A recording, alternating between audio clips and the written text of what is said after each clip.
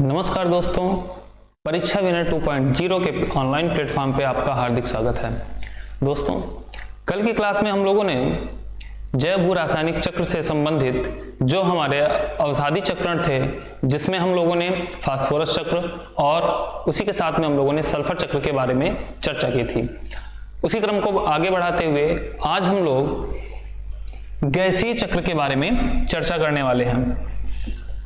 तो आज का जो टॉपिक रहेगा वो रहेगा गैसीय चक्रण। गैसीय चक्रण में हम लोगों ने देखा था कि 4 चक्र हैं जो हम लोगों को पढ़ने हैं। एक तो है हमारा जल चक्र,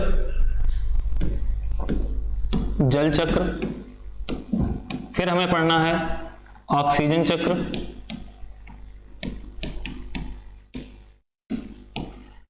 फिर हमें पढ़ना है कार्बन चक्र और उसके बाद में हमें पढ़ना है नाइट्रोजन चक्र।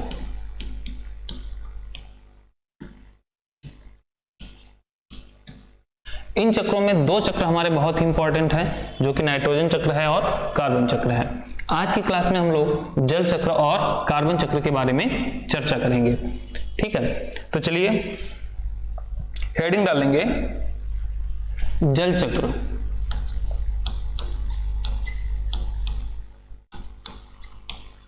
Water cycle.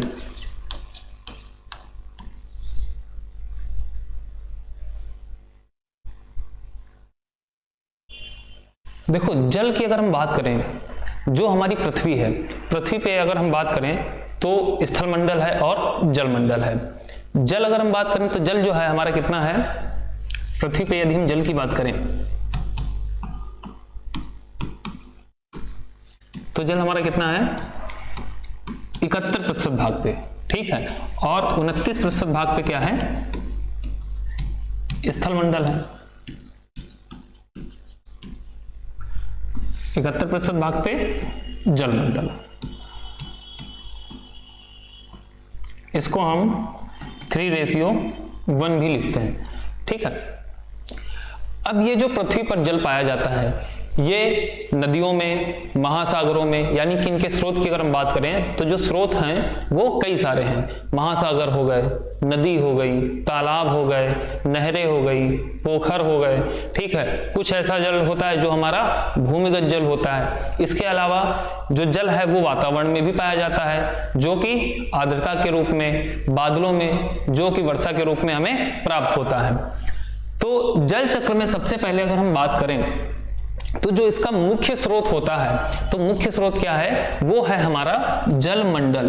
ठीक है, मुख्य स्रोत जो होगा वो हमारा क्या होगा, जलमंडल होगा। और इसी जलमंडल के द्वारा ही ये जो है जलीय चक्र या जो जल चक्र की प्रक्रिया है ये कंप्लीट होती है। तो स्टार्ट करते हैं।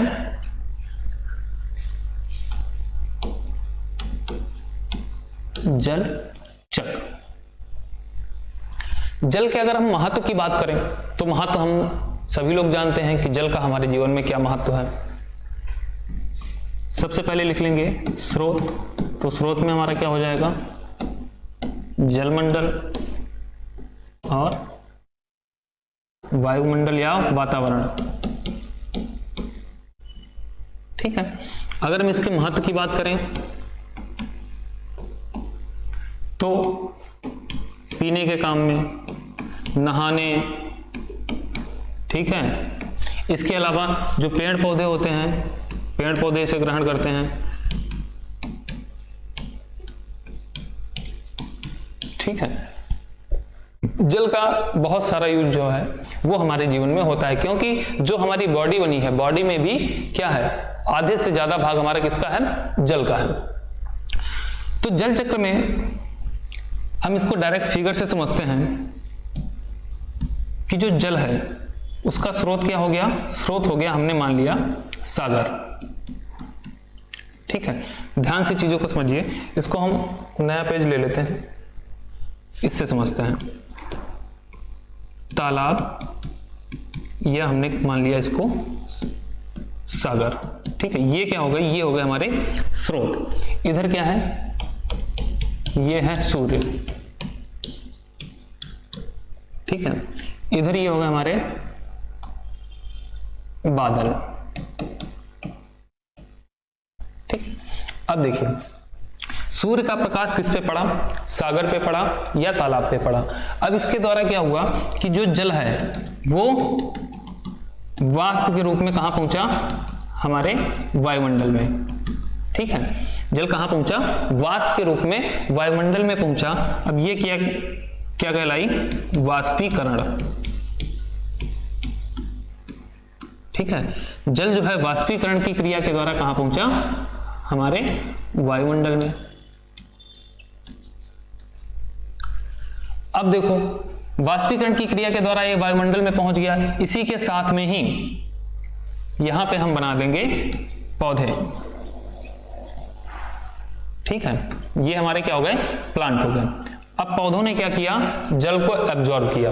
ठीक है, अब जब ये जल को एब्जॉर्ब करेंगे तो पौधों के द्वारा भी क्या होगा, वाष्पोत्सर्जन की क्रिया होगी।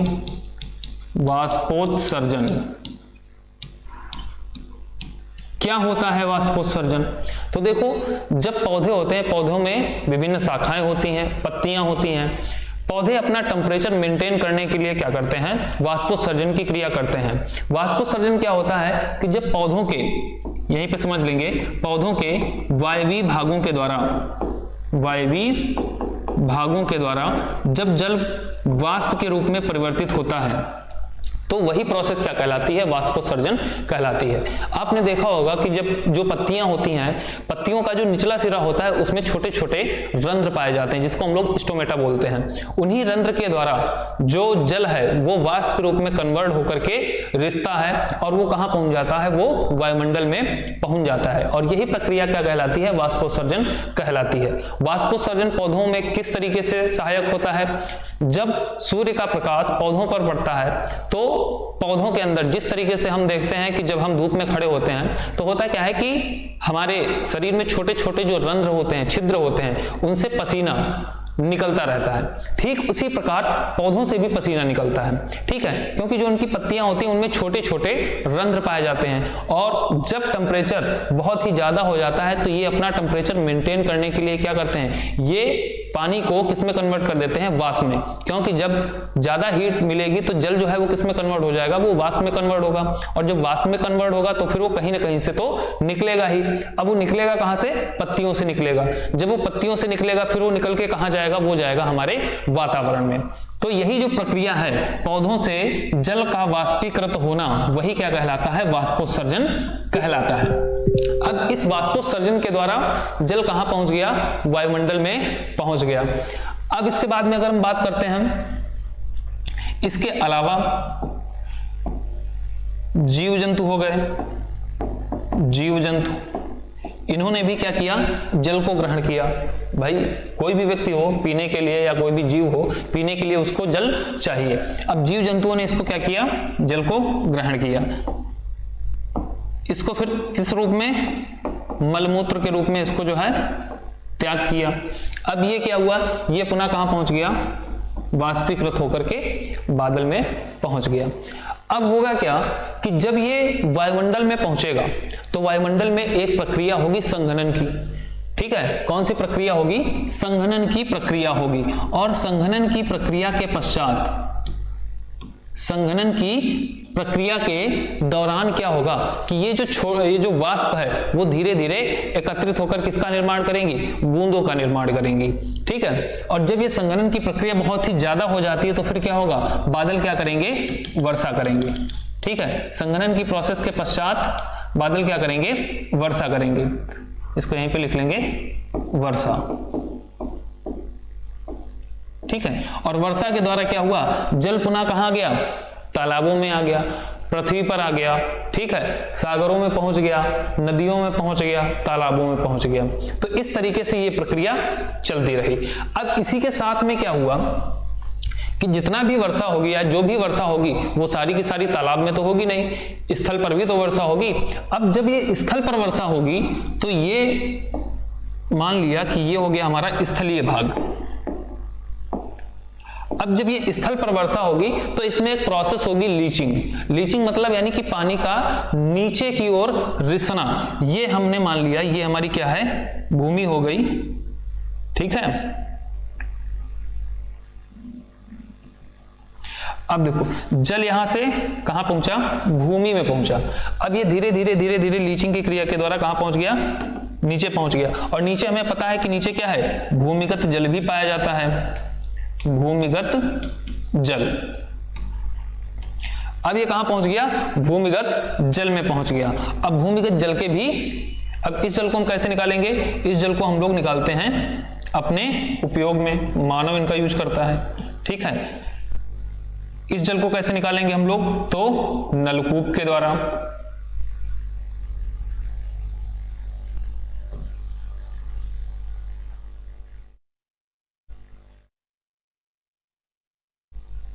ठीक है, किसके द्वारा निकालेंगे,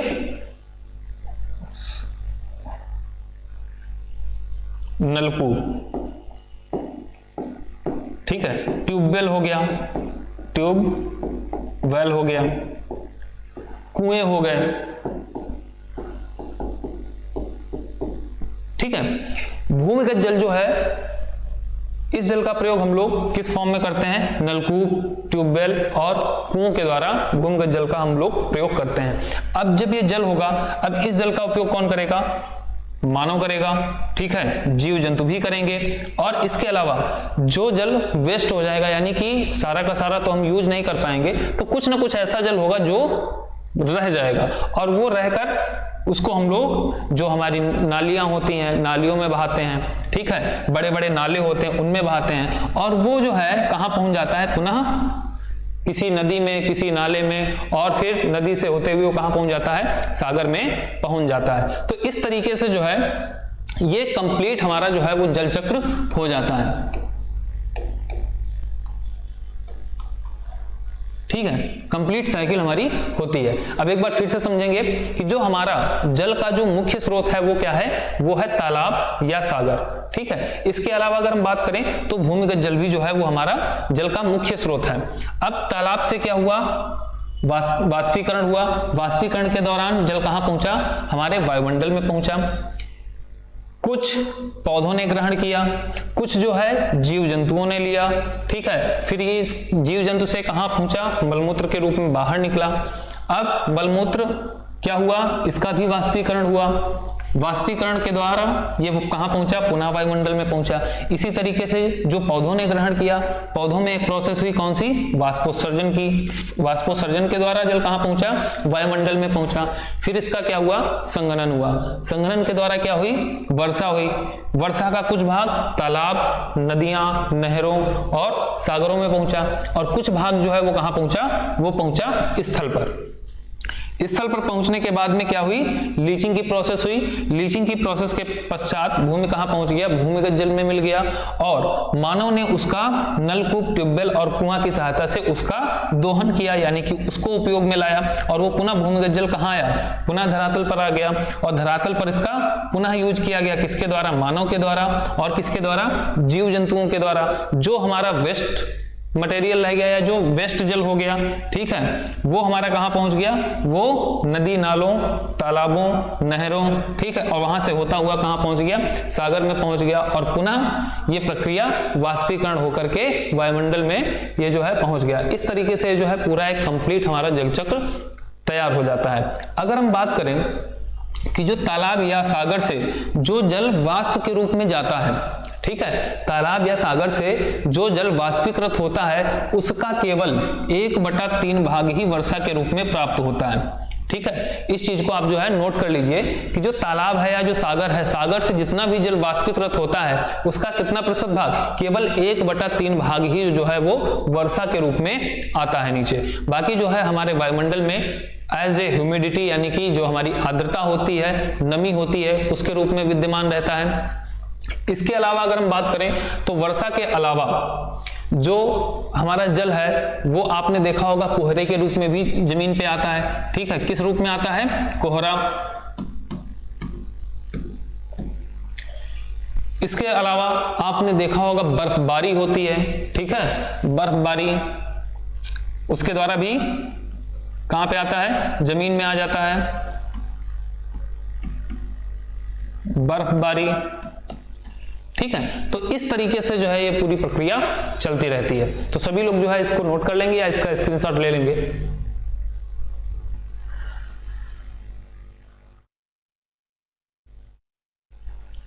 चलिए, अब इसके बाद में हम लोग बात करेंगे किसकी, कार्बन चक्र की।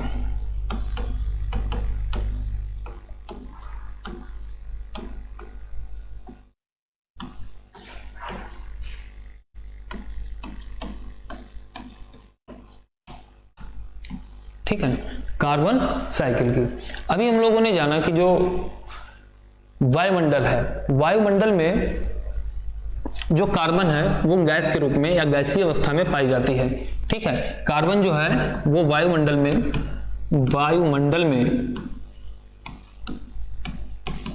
कार्बन गैसीय अवस्था या फिर कार्बन डाइऑक्साइड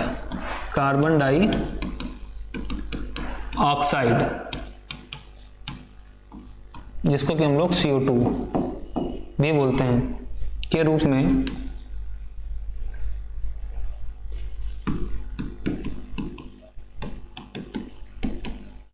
पाया जाता है। ठीक है, इसके अलावा कार्बन कहां पाया जाता है, जैसे जो हमारे कोयले होते हैं, ठीक है, या जो माइंस होती हैं, ठीक है, उसमें भी जो है कार्बन कहीं ना कहीं पाया जाता है। माइंस जो खदानें होती हैं, खदानों में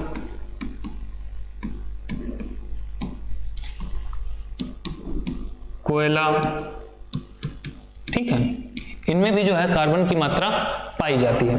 अब देखो जो कार्बन डाइऑक्साइड है, कार्बन डाइऑक्साइड की अगर हम बात करें तो वायुमंडल में इसकी मात्रा कितनी है, वायुमंडल में अगर हम कार्बन डाइऑक्साइड की बात करें तो इसकी जो मात्रा है 0.3%।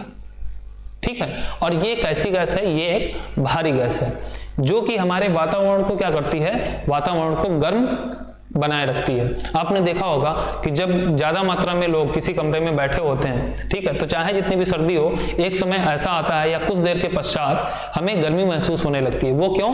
क्योंकि उस रूम में कार्बन डाइऑक्साइड की मात्रा बहुत ही ज्यादा हो जाती है। ठीक है, तो इससे क्या पता चलता है कि जो कार्बन डाइऑक्साइड गैस है, इसकी जो प्रकृति है वो कैसी है, वो गर्म गैस है। ठीक है, कौन कैसी है, गर्म गैस।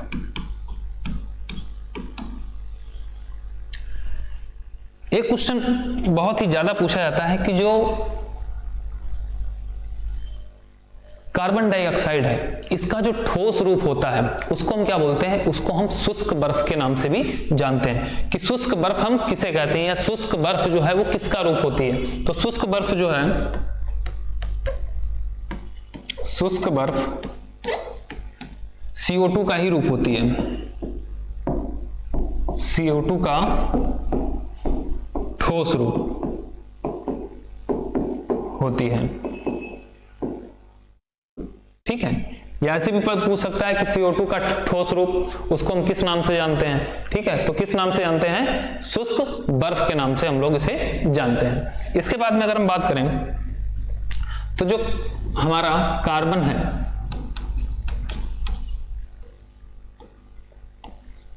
ठीक है, ये किस तरीके से इसका जो है साइकिल चलता है। तो अगर हम बहुतायत मात्रा में बात करें तो इसका जो मुख्य सोर्स है वो हमारा क्या हो जाएगा, वो हो जाएगा वायुमंडल। मुख्य स्रोत की अगर हम बात करें तो मुख्य स्रोत क्या हो जाएगा, हमारा वायुमंडल हो जाएगा। वायुमंडल से ये कार्बन डाइऑक्साइड के रूप में कौन लेता है, इसे पौधे ग्रहण करते हैं। ठीक है, पौधे कैसे लेंगे, प्रकाश संश्लेषण की क्रिया में, प्रकाश संश्लेषण।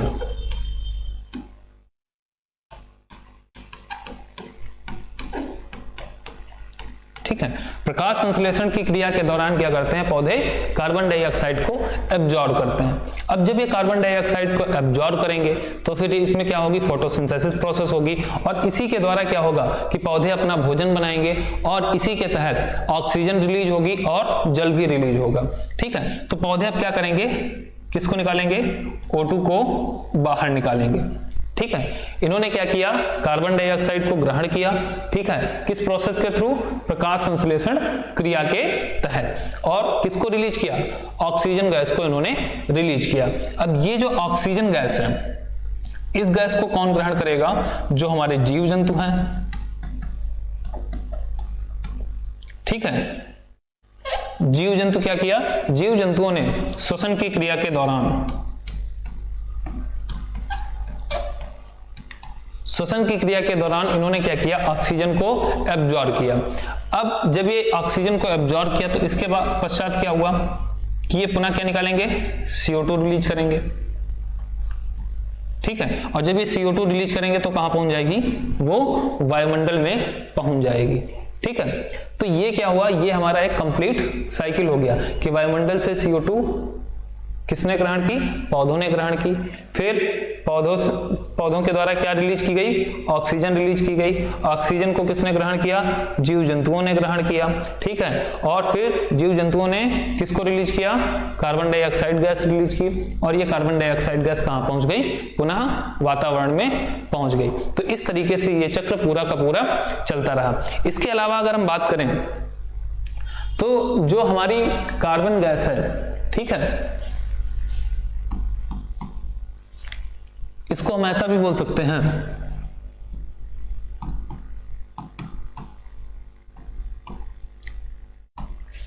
कार्बन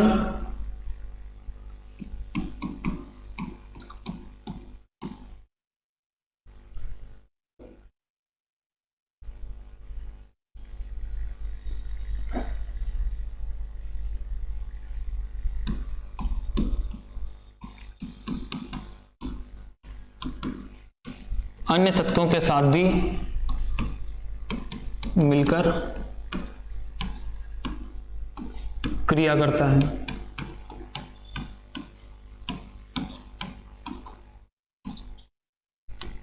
ठीक है, इसके अलावा अगर हम बात करें, इतना नोट कर लो, फिर हम नेक्स्ट पॉइंट और इसमें एक दो पॉइंट इसमें लिखा देंगे।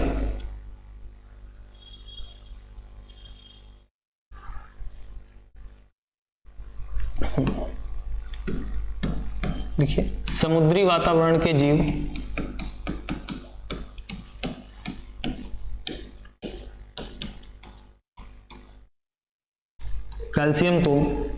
कार्बन को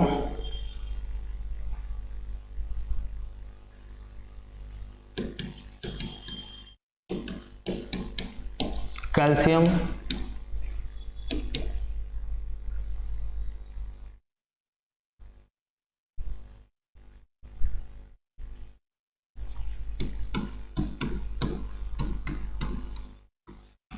कैल्शियम बाइकार्बोनेट,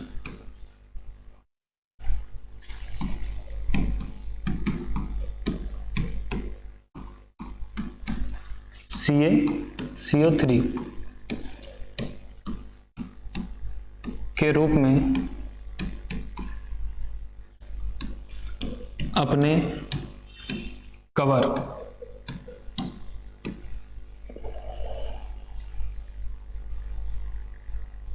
में एकत्रित कर लेते हैं।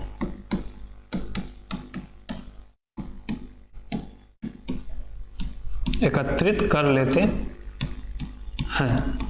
आपने देखा होगा कि जो जलीय जीव होते हैं, जैसे सीप हो गया, अब सीप के ऊपर आपने देखा होगा एक बहुत ही कठोर आपका कवर होता है।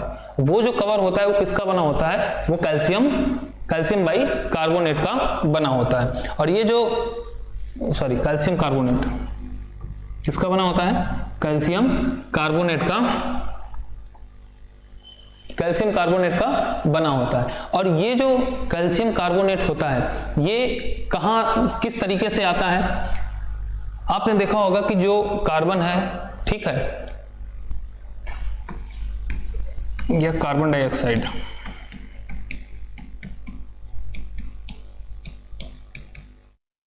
कार्बन डाइऑक्साइड में क्या क्या होगा, कार्बन होगा और ऑक्सीजन होगा। ठीक है, अब ये जो ऑक्सीजन गैस है, इसको जितने भी हमारे जलीय प्लवक हैं या जलीय जीव हैं वो ग्रहण कर लेते हैं। और बचा क्या? कार्बन। कार्बन को ये लोग किस तरीके से यूज में लाते हैं? इसको अपना कवर बनाते हैं, ठीक है। और जब ये कवर बनाते हैं तो ये कौन सी प्रोसेस, इस कार्बन को ये लोग किस में कन्वर्ट कर देते हैं? कैल्शियम कार्बोनेट, ठीक है। कैल्शियम कार्बोनेट में कन्वर्ट करके इसको जो है अपना कवर बना लेते हैं। और ये कवर क्या होते हैं? ये इनकी सुरक्षा करते हैं। इसके बाद में अगर हम बात करें तो एक पॉइंट इसमें और लिख लेंगे कि जो CO2 होती है, ठीक है, ये वर्षा जल के साथ घुलकर जो है कार्बनिक अम्ल का भी निर्माण करती है, ठीक है। CO2 वर्षा जल के साथ मिलकर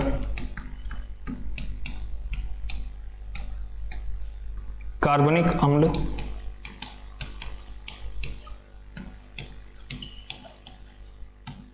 का निर्माण करती है।